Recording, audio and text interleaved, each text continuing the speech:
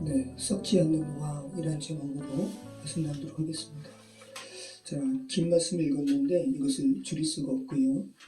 중간에 자르기가 어렵더라고요. 한 설교이기 때문에. 그리고 워낙 나눌 것도 많아요.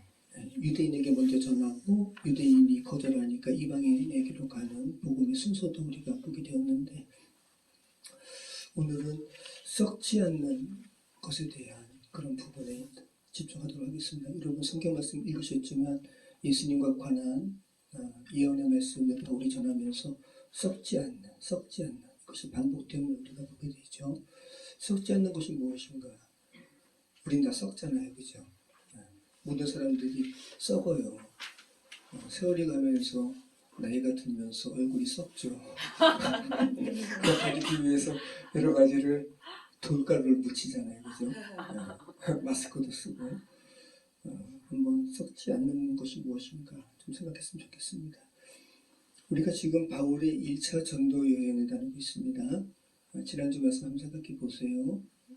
바나바의 고향이기도 한 구브로에서 사이프러스에서 로마 총독인 서기오 바울의 관저에서 벌어진 일에 대해서 우리가 지난주에 살펴봤습니다. 마술사인 엘루마 바 예수가 서기오 바울로 하여금 하나님의 말씀에 관심을 갖는 것을 방해하고 믿지 못하도록 하니까 성령께서 바울로 하여금 바 예수의 눈을 일시적으로 멀게 하는 그런 이적을 보이셨습니다. 자, 이 이적이 바울의 선교 사역 중 첫 번째 기록된 이적이라는 거 한번 생각해 보시기 바래요. 다시 한번. 그러니까 이것이 단순한 이적이 아니라는 거예요. 그러니까 하나님께서 정말 헛된 것을 추구하는 이들에게 너희 눈에는 뭐가 손에 잡힐 것 같고 들리는 것 같고 보이는 것 같은 이 실체가 실상은 헛것이라는 거죠. 너희가 붙들 것은 그것이 아니라 그 이면의 것. 그죠? 성경이 계속해서 말하잖아요. 보이는 것은 보이지 않는 것으로 인함이라, 말미암은 것이라. 우리는 다 썩어질 것들을 붙드는데 정말 그래서 그 썩어질 것을 붙들다가 결국은 썩어지는 멸망으로 치닫는 존재인데, 하나님께서는 그렇게 어리석은 삶 살지 말고 영원한 것을 추구하라 라고 말씀을 하시는 겁니다. 그렇게 표면적으로는 그 서기오 바울에게 복음을 전하는 것으로 바울 일행은 구브로에서 선교 여행을 마치고 이제 파포스 구브로 섬을 떠나서 오늘 말씀 버가를 거쳐서 비시디아 안디옥에 가서 말씀을 증거하는 것을 우리가 오늘 살펴보게 됩니다. 자, 우리 사도행전 13장 13절 14절 같이 읽겠습니다. 바울과 및 동행하는 사람들이 바보에서 배 타고 갈릴리아에 있는 버가에 이르니 요한은 그들에게서 떠나 예루살렘으로 돌아가고 그들은 버가에서 더 나아가 비시디아 안디옥에 이르러 안식일에 회당에 들어가 앉으니라. 네, 우리 잠시 지도를 잠시 보도록 하겠습니다. 제가 사도행전을 이제 앞으로 설교하기에 앞서서 그 지역에 관련된 유적지 사진을 보여드리고 그럼 좀 더 구체적으로 생각이 될 거잖아요. 제가 간 것도 있고 안 간 것도 있는데 제가 구글링을 하니까 좋은 자료가 많이 있더라고요. 여러분이 그 시대의 사람이 되어서 그래서 그 시대에 증거하는 하나님의 말씀, 이 말씀은 시대를 초월해서 우리에게 증거하는 것이기 때문에 좀 입체적으로 여러분이 좀 생각을 하시면 좋을 것 같아서 제가 이렇게 사진 자료들을 먼저 보도록 하겠습니다. 지난번에 살라미스에서 횡단에서 페퍼스 파포로 갔고 오늘 바보에서 버가로 가는 거예요. 여기 페르가. 자, 그 다음에 안디옥은 여기 비시디아 안디옥은 비시디아 나오잖아요. 여기 비시디아 안디옥은 여기인데 이게 갈라디아 주예요. 갈라디아 속주입니다. 그래서 갈라디아서 교인들에게 바울이 쓴 편지는 이 비시디아 안디옥에서 예수님 믿게 된 사람들에게 쓴 거예요. 자, 그런데 여기 지금 산맥이잖아요. 굉장히 입체적으로 이렇게 되어 있는데 이게 타우러스 산맥이라고 굉장히 높은 산맥입니다. 한 해발 3,000m. 그리고 이 비시디아 안디옥도 이 산맥 가운데 있는 거죠. 그래서 해발 1,000m 정도 되는 고지대예요. 그런데 바울이 타우러스 산맥을 넘어갔다는 설도 있고 그렇지 않고 비아 세바스테라고 황제의 길이라는 로마 당시 군인들이 편하게 지나갈 수 있도록 만든 그 황제의 길로 이렇게 돌아서 갔다라는 설도 있습니다. 여기 보면 여기 안디옥, 여기 살라미, 그다음에 여기 파포, 그다음에 여기 버가. 그래서 이렇게 이제 건너가는 건데 여기 지금 타우루스 산맥을 건너가게 되면 힘들어서 여기 비아 세바스테라는 로마 제국이 만든 길을 통해서 여기 안디옥으로 갔다라는 그러한 설이 더 신빙성이 있습니다. 이게 버가의 유적지예요. 당시 버가는 엄청난 도시였어요. 네. 당시에는 지금은 이렇게 돌만 남았지만 당시에는 다 채색이 되어 있었습니다. 굉장히 화려한 거예요. 로마 제국은 도시마다 이런 원형 경기장을 세웠어요. 앉아보면 소리도 당시에는 뭐 전기 음향 시스템이 있는 게 아니잖아요. 여기서 막 오페라 같은 것도 하면 쫙 이렇게 울리는 버가의 어떤 그런 장식, 돈조각들 엄청 화려하죠. 여기에 채색이 되어 있다 생각해 보세요. 이런 지역에 가서 바울이 복음을 증거했다는 거 생각해 보시기 바라요. 이거는 버가에 있는 스타디움이라고 합니다. 경기장이에요. 자, 당시 헬레니즘 양식의 이런 여기 지금 헬레니스틱 게이트라고 그래가지고 되게 유명한 버가의 유적지입니다.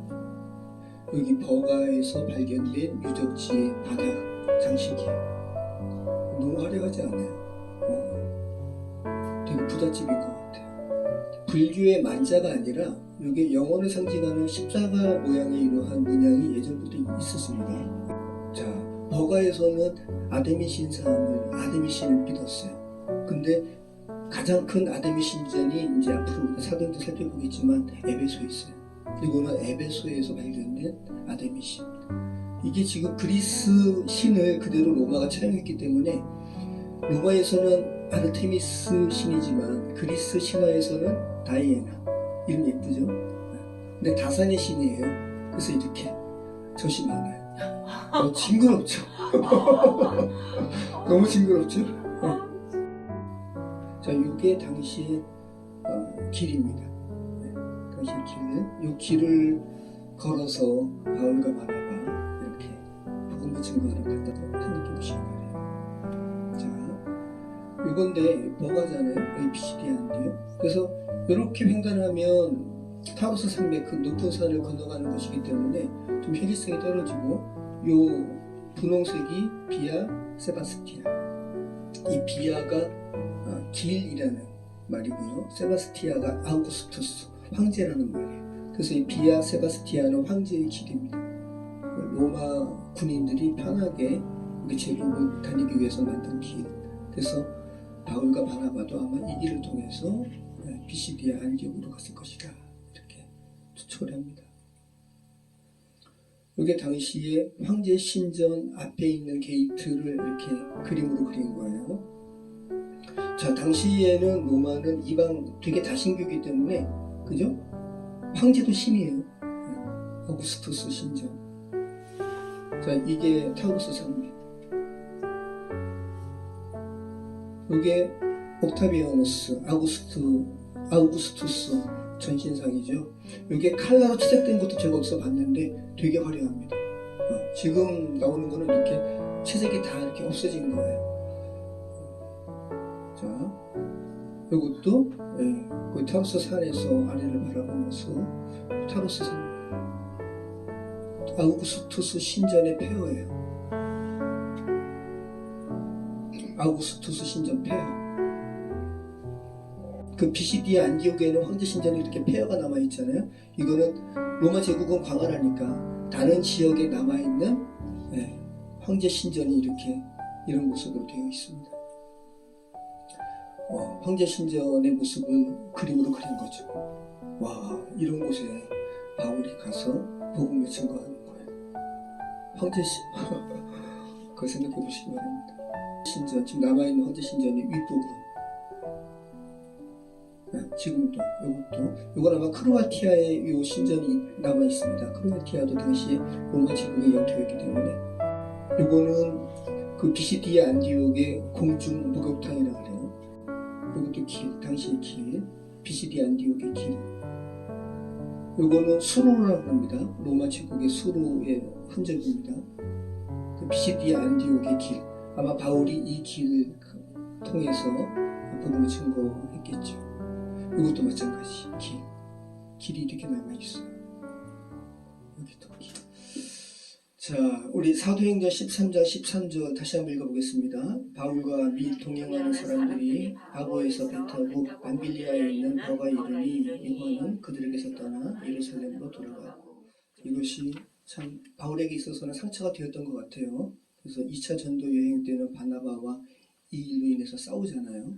이유가 뭔지는 몰라요. 뭔지는 모르지만 아무튼 마가편에 어떠한 귀책의 사유가 있었습니다. 그래서 바울이 좋지 않게 여겼죠. 우리 사도행전 15장 38절 말씀 한번 볼까요? 바울은 밤빌리아에서 자기들을 떠나 함께 일하러 가지 아니한 자를 데리고 가는 것은 옳지 않다 하여. 네.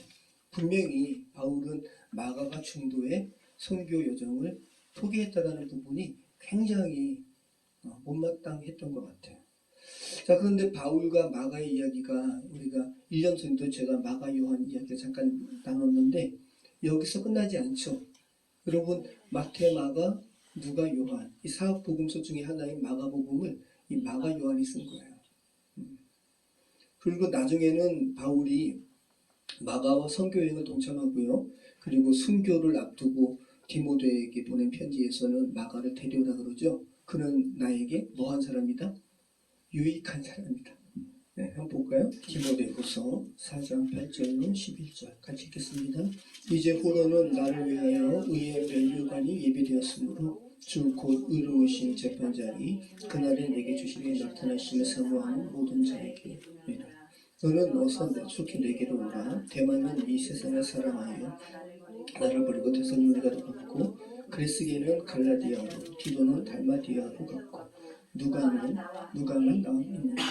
내가 올 때에 마가를 데리고 오라. 그가 나에게 유익하니라. 네.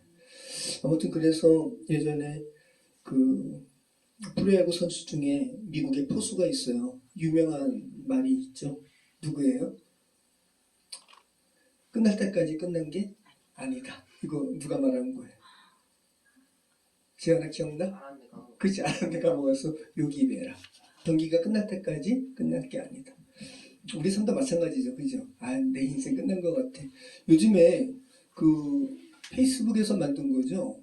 페이스북이 이제 메타로 바뀌었는데 페이스북이 인스타도 만들고, 그죠? 인스타도 인수했고 또 하나 만들었어요. 스레드라는 거. 스레드.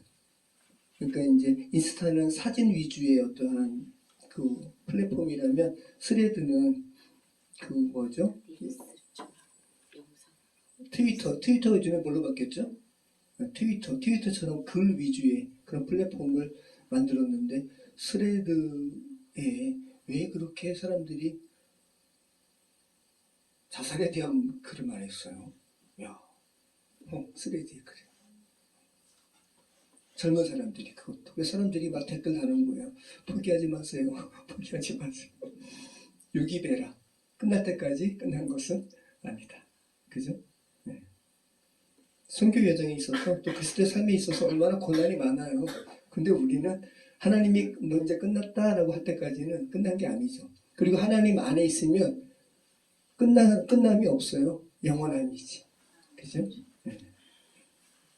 우리는 모두 과정 중에 있습니다. 자, 우리 14절 한번 읽어보겠습니다. 그들은 그 14절 그들은 버가에서 더 나아가 비시디아 안디옥에 이르러 안식일에 회당에 들어가 앉으니라. 네. 아까 드린 말씀처럼 사진 보면서 이야기했죠. 바울이 버가에서 비시디아 안디옥으로 간 루트가 두 가지 설이 존재하는데 타우루스 산맥을 넘어갔다는 설도 있지만 아마 비아 세바스테라는 황제의 길을 통해서 갔을 그런 개연성이 더 많다라는 거 여러분 기억하시고요. 아무튼 비아 세바스테로 건너는 이 길도 그렇게 수월한 길은 아니에요. 당시에 강도도 많았고 쉽지 않았습니다. 그래서 고린도 후서 11장 26절에서 바울이 고백하잖아요. 선교 여정의 어려움에 대해서. 한번 읽어볼까요? 고린도후서 11장 26절. 여러 번 여행하면서 강의 위험과 강도의 위험과 동족의 위험과 이방인의 위험과 시내의 위험과 광야의 위험과 바다의 위험과 거짓 형제 등의 위험을 당하고. 네, 바울이 태장도 몇 번을 맞고, 그죠? 돌로 침을 당하고 결국은 목베임을 당해서 순교하는 바울 아니에요. 영혼을 붙들었기 때문에. 그죠? 자, 버가는 아까 드린 말씀처럼 아르테미스 신을 숭배했던 도시입니다. 그런데 버가가 오늘 본문 말씀 읽었잖아요. 그죠? 버가에서 복음을 전했단 말이 없죠. 되게 아주 간단하게 언급되고 바로 비시디 안디옥으로 넘어가잖아요. 근데 다시 비시디 안디옥에서 이제 그 수리아 안디옥으로 귀환하는 길에 버가에 들립니다. 그래서 그때는 복음을 전해요. 그 말씀은 미리 한번 보겠습니다. 사도행전 14장 23절로 26절. 자, 같이 읽겠습니다. 각 교회에서 장로들을 택하며 금식기도 하며 그들이 믿는 주께 그들을 위탁하고 비시디아 가운데로 지나서 밤빌리아에 이르러 말씀을 버가에서 전하고 아달리아로 내려가서 거기서 배 타고 안디옥에 이르니 이곳은 두 사도가 이룬 그 일을 위하여 전에 하나님의 은혜에 부탁하던 곳이라. 그죠? 버가에서 전하는 거예요. 바울은 그냥 지나치지 않았습니다. 그러면 바울에게 어떤 일이 있었다는 거죠. 버가에서. 그렇기 때문에 말씀을 증거하지 않고 곧바로 비시디 안디옥으로 간 거죠. 그래서 많은 사람들이 말하기를 바울이 병에 걸렸다고 이야기하는 거예요.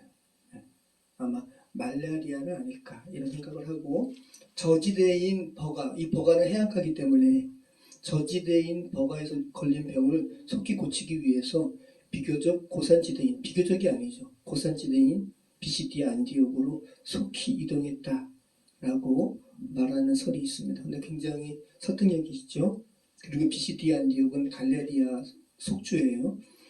그래서 갈라디아에 쓴 편지를 보면 어떤 부분이 있냐면 갈라디아서 4장 13절 볼까요? 갈라디아서 수신자들이 비시디아 안디옥에서 예수님 믿게 된 사람들이라고 했습니다. 그들에게 쓴 편지에 뭐라 그러냐면 내가 너희를 처음 봤을 때 나는 아팠어 라는 말을 하죠. 자, 같이 읽겠습니다. 내가 처음에 육체의 약함으로 말미암아 너희에게 복음을 전한 것을 너희가 아는 바라. 네, 바울이 아픈 몸으로 버가에서 비시디아 안디옥까지 이동했다는 거 우리는 알게 됩니다. 자, 이 비시디 안디옥에서 바울이 그런데 예수 그리스도를 믿음으로 의롭다라는 설교를 처음 하게 됩니다. 우리가 그 말씀을 오늘 읽는 거죠.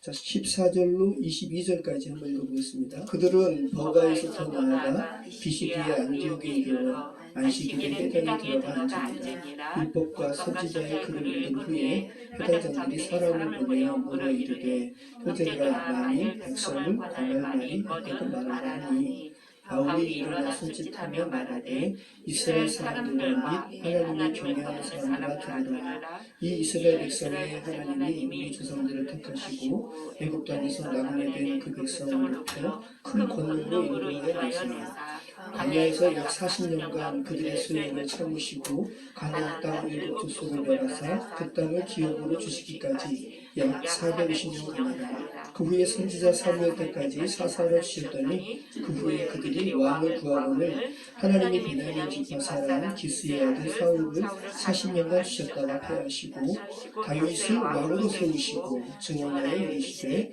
내가 이새의 아들 다윗을 만나니 내 마음에 맞는 사람이라 내 뜻을 다 이루리라 하시더니. 아멘.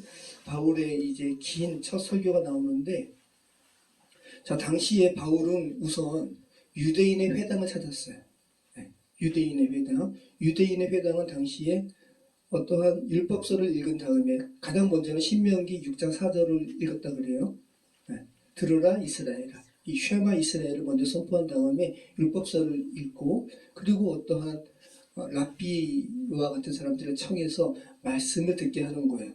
아마 바울이 지혜로운 것 같죠? 이 회당장들 중에서 여러 사람들과 교제했던 것 같아요. 내가 회당에서 좀 말씀을 전할 수 있을까? 이렇게 먼저 말을 한 거죠. 그 다음에 이제 뭐라 그래요? 자, 회당장들이 율법과 선지자의 글을 읽은 후에 회당장들이 사람을 보내서 자, 이제 바울에게 이야기하는 거예요. 형제들아, 여기 바울과 바나바잖아요. 백성에게 권할 말이 있거든 권해라, 전해라 라고 이야기하는 거죠.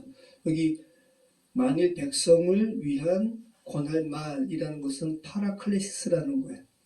여러분, 파라클레시스가 좀 어디서 많이 들어본 말 같지 않아요? 성경이 파라클레이토스, 네, 위로자.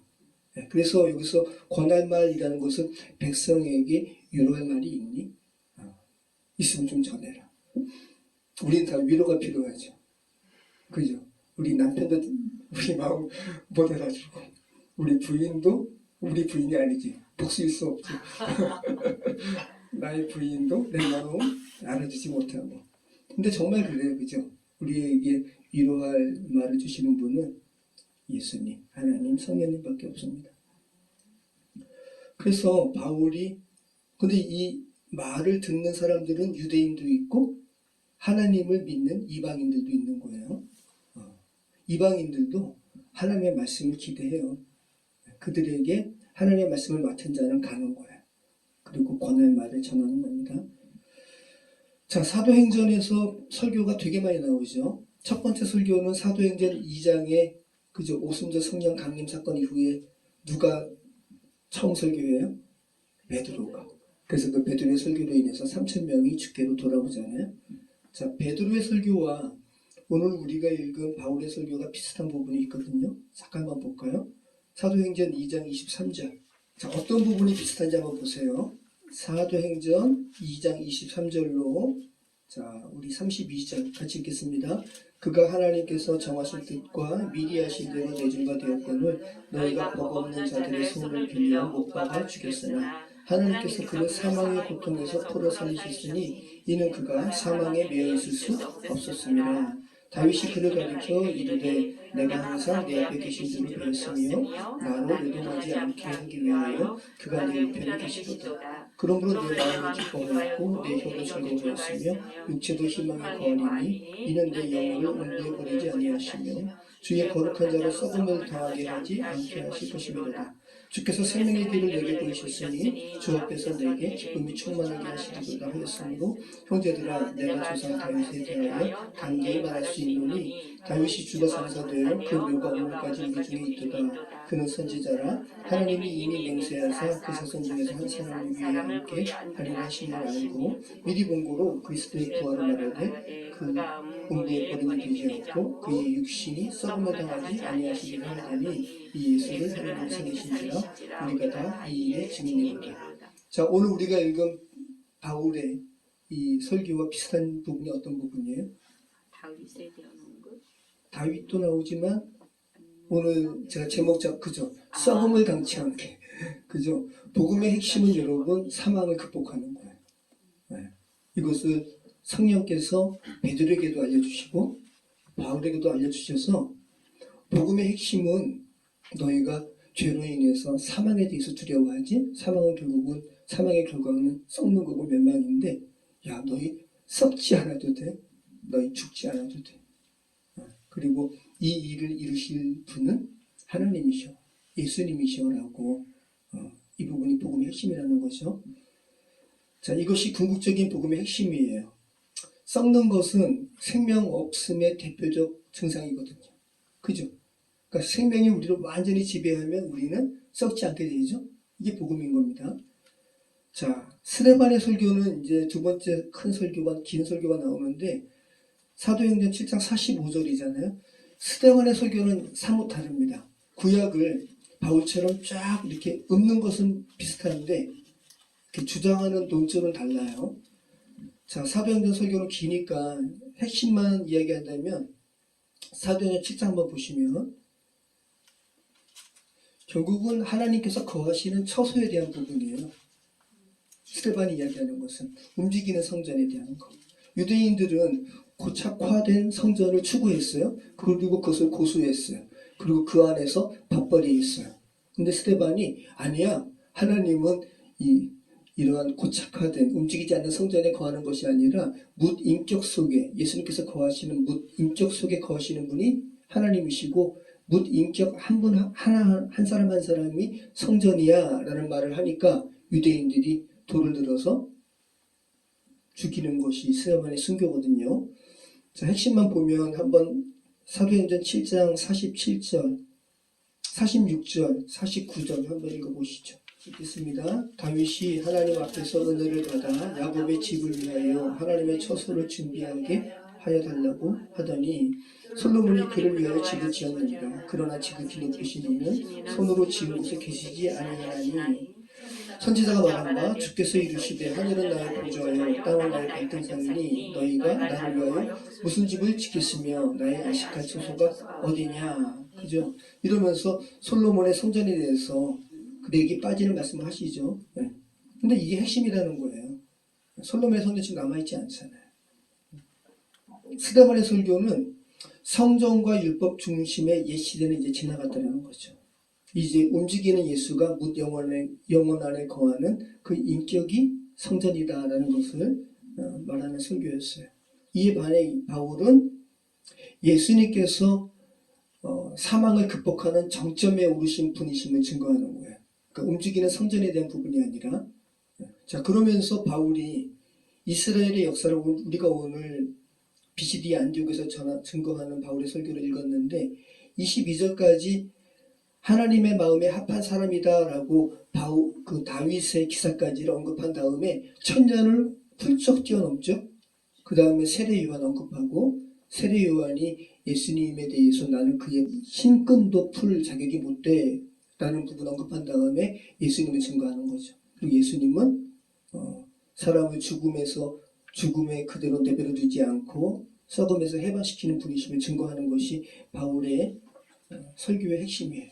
자, 근데 이 이야기를 유대인뿐만 아니라 이방인도 듣는다는 거 여러분 생각해 보시기 바래요.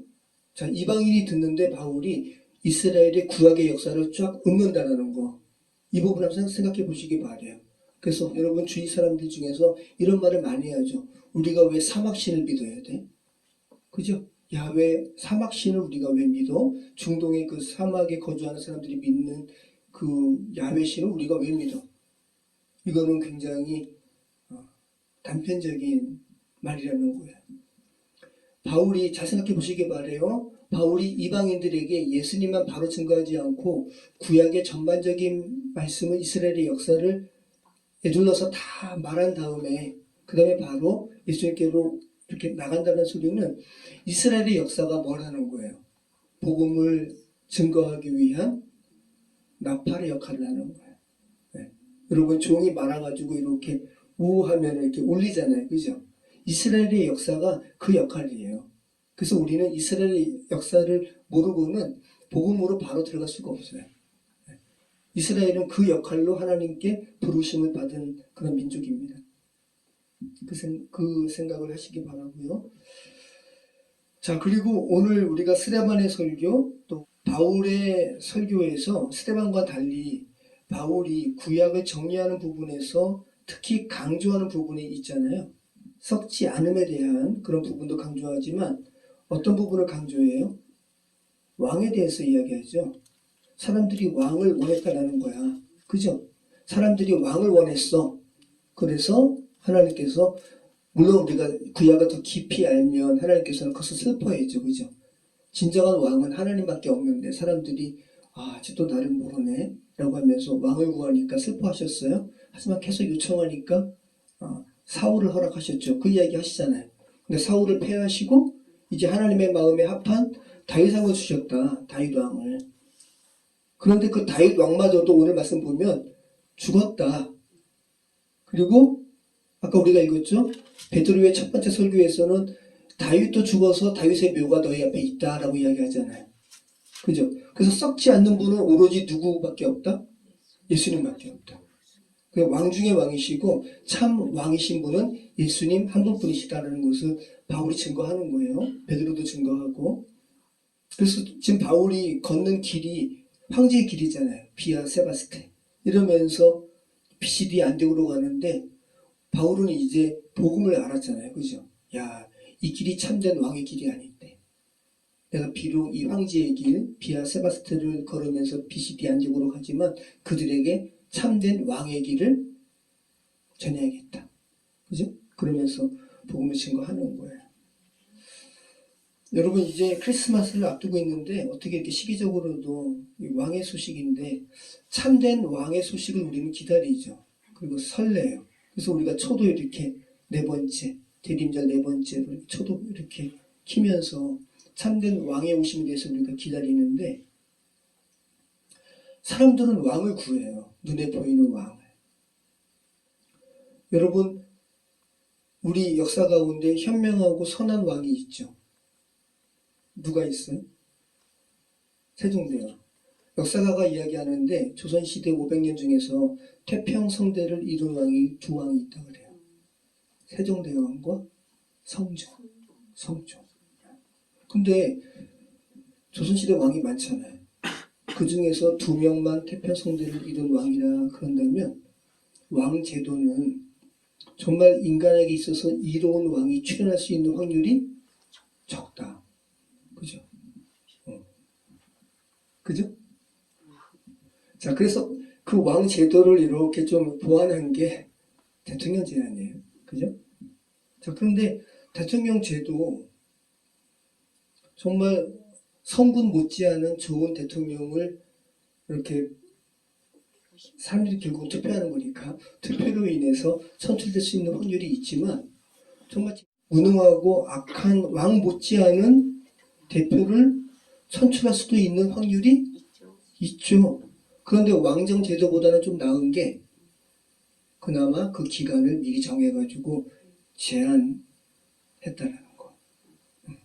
그게 그나마 나은데 근데 정말로 악한 이 독재자는 그 대통령직에서 그거마저도 친히 쿠데타 해가지고 그 기간을 종신제로 바꾸려고 하고 그래서 우리나라 유신제도가 그런 거 아니에요. 그 지금도 벌어지는 친위 쿠데타가 그런 거거든요.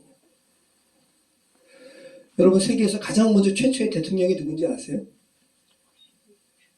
대통령제가 어디서 나온 거예요? 미국에서. 그럼 미국의 초대 대통령이 누구예요? 조지 워싱턴. 자, 조지 워싱턴은 정말 탁월한 대통령이었어요. 미국 독립전쟁을 승리로 이끌고 그리고 당시에 부패했던 어떤 당시 정치 상황에서 조지 워싱턴을 따랐던 군인들이 쿠데타를 모의하고요. 조지 워싱턴을 아메리카의 조지 1세가 되어주소서라고 왕이 되어주소서라고 요청을 받았던 사람이 조지 워싱턴이에요.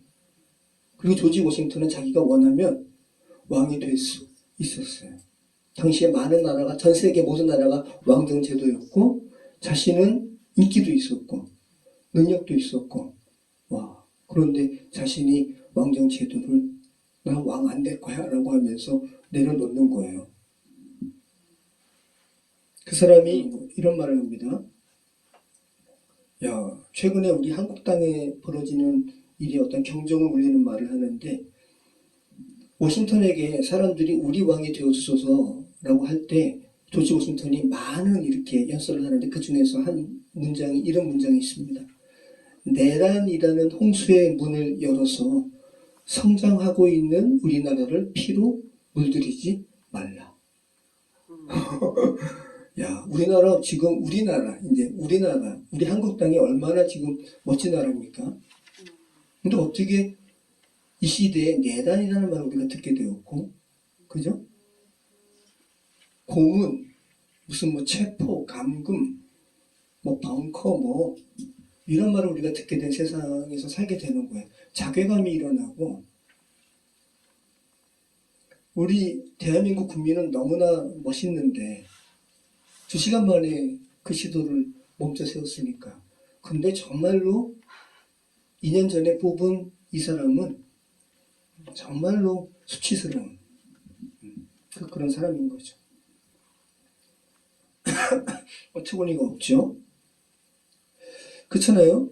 자, 왕 제도를 거부하고 대통령제를 가장 먼저 이렇게 만든 미국에서 초대 이 대통령인 워싱턴은 그래서 왕이 되어달라고 하는 요청을 거부하고 당시에 미국의 헌법에서 기록되었던 연임, 대통령을 연임할 수 있었어요. 연임만 딱 하고 그리고 내려옵니다.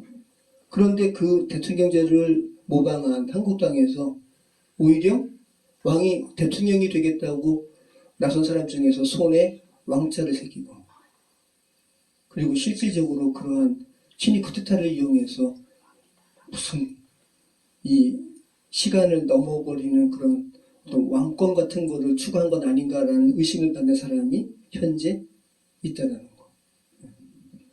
참 아이러니하고 정말 한탄이 나오는 그런 상황인 것이죠. 넌센스죠, 넌센스. 21절부터 한번 볼게요. 그 후에 그들이 왕을 구하거늘 하나님이 베냐민 지파 사람 기스의 아들 사울을 40년간 주셨다가 패하시고 다윗을 왕으로 세우시고 증언하여 이르시되 내가 이새의 아들 다윗을 만나니 내 마음에 맞는 사람이다. 다 내 뜻을 이루리라 하시더니, 여기에서 뭐 다 읽기도 그렇고, 자 여기서 보면 2절 말씀, 22절 말씀 보면 다윗을 왕으로 세우시고라고 할 때 이 세우시고라는 말이 에게이로라는 말이에요. 세우다, 일어나게 하다.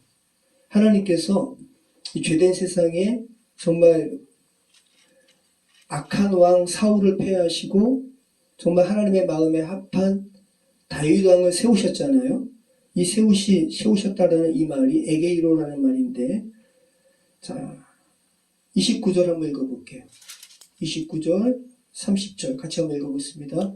성경에 그를 가리켜 기록한 말씀을 다 응하게 한 것이라. 후에 나무에서 내려다가 무덤에 되었으나 하나님이 죽은 자 가운데서 그를 살리신지라 라고 할 때 죽음에서 예수님을 살리신지라, 이 말도 에게이로예요. 그래서 바울이 의도적으로 같은 단어를 사용해가지고 죄된 세상에서 악한 왕을 패하시고 하나님의 마음에 합한 왕을 세우신 것과 죄로 인한 결국인 죽음을 극복하시고 썩음에서 이제 생명으로 일으켜 세우신 이 부분을 지금 같이 연결시키고 있다는 거, 그 부분을 보시기 바래요. 이 부분이 한 번 더 나오죠. 자 36절 다윗은 당시에 하나님의 뜻을 따라 섬기다가 잠들어 그 조상들과 함께 묻혀 썩음을 당하였으되 하나님께서 살리신 이는 썩음을 당하지 아니하였나니, 여기서 살리신 에게이로 똑같은 말 쓰고, 하나님께서 살리신 이는 누구예요? 예수님. 네. 그러면서 이 에게이도라는 말을 통해서 썩음을 당치 아니한 부분에 대한 부분을 이렇게 강조하고 있죠. 하나님께서 죽은 자들 가운데서 그를 일으키사 다시 썩음을 당하지 않게 하실 것. 썩는 부분, 디아푸도라라는 말이에요. 부패, 타락, 파괴. 자 그리고 또 37절 말씀, 썩음을 당하지 아니하였나니. 그래서 디아푸도라, 썩는 부분, 썩음을 극복하는 부분에 대해서 복음의 핵심임을 바울이 계속 말씀합니다. 자 40절로 50절 말씀 보면 이 바울이 전하는 말씀에 대하여 두 부류가 서로 상반된 반응을 합니다. 어떤 부류는 바울이 전하는 말을 받아들여요. 40절, 43절 같이 한번 읽어보겠습니다.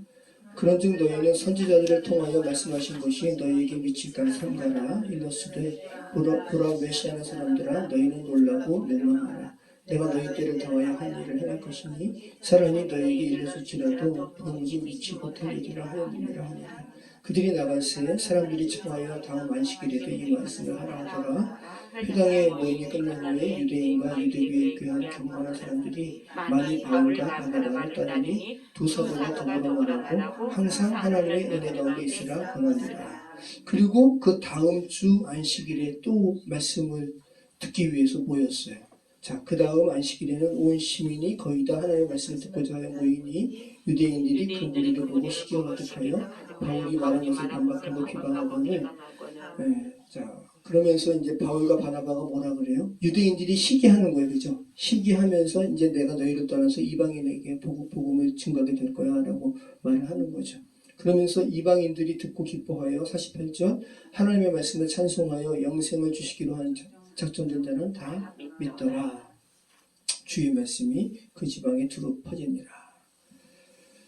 자, 그러면서 이제 바울이 비시디 안디옥에서 떠나서 이제 이고니온으로 이제 가게 되는 부분으로 오늘 말씀을 마치게 됩니다. 유대인들에게는 복음이 복음으로 들리지 않았습니다. 그런데 정말로 아까 너희가 권할 말, 회당장들이 바울과 바나바를 이렇게 권고하면서 권할 말을 전하라라고 하잖아요. 정말로 하나님의 깊은 소식을 고대했던 사람들은 바울의 이 설교가 귀에 들렸어요. 그죠? 들린 반응이 뭐냐 하면 기뻐하는 거예요. 48절 말씀 보면. 그 다음에 하나님의 말씀을 찬송하는 거예요. 네.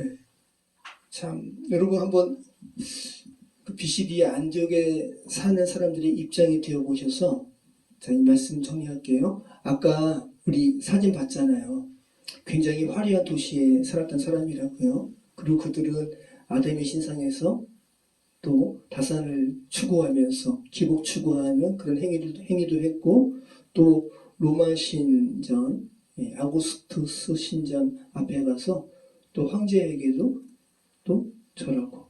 제가 이번에 에베소에 갔을 때 에베소에도 무너진 황제 신전이 있거든요. 근데 거기에 어떤 게 있냐면 메두사의 그 조각상이 부조로 있는 거예요. 메두사가 뭐냐면 그리스의 신화에 나오는 건데 머리가 여러 갈래가 되어 있는데 머리가 뱀이에요.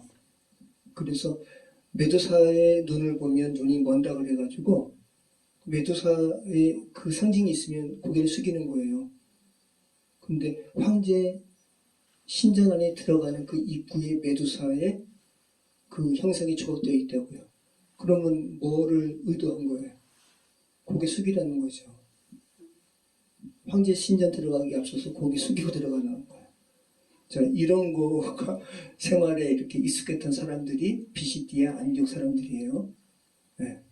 자, 근데 그런 사람들 중에 경건한 어떤 이방인들은 바울의 이 복음의 소리가 들린 거예요. 여러분, 아우구스투스 황제 굉장히 잘생겼어요. 로마의 여러 황제 중에서도 특별히 잘생긴 사람이 아우구스투스예요. 자, 그러면 이 사람들은 그런데 바울의 설교를 들으면서 자신들이 이렇게 절하러 갔던 이러한 황제 신전의 아름다운 이면은 결국은 사망이라는 거, 썩음이라는 거 깨닫게 된 거죠. 그죠? 네. 데스마스크가 여러분 뭐냐면 아까도 제가 보여드렸잖아요. 지금 저 얼굴 있죠. 김재현 선생님이 저 석고상으로 만든 제 얼굴을 보고 데스마스크 같다 그러더라고요.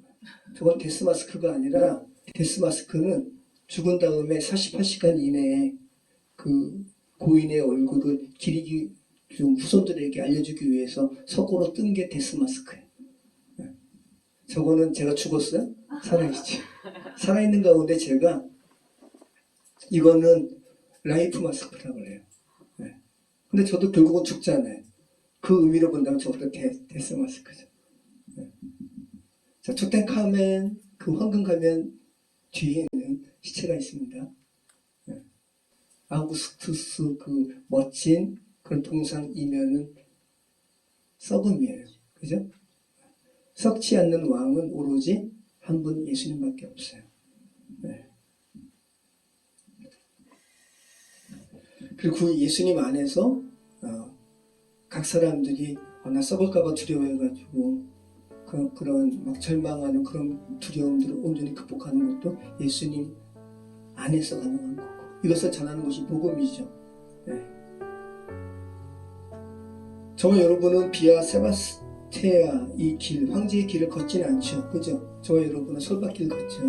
그리고 419 길을 걷죠. 그런데 여러분이 걸으면서 만나는 많은 사람들은 당시 BCD의 안디옥에 거하는 사람들과 하등 다를 거 없어요. 그죠?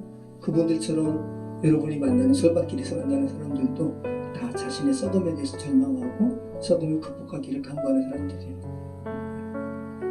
그런 분들에게 진짜 왕, 썩지 않는 왕을 전하시는 저와 여러분의 삶이 되었으면 좋겠습니다.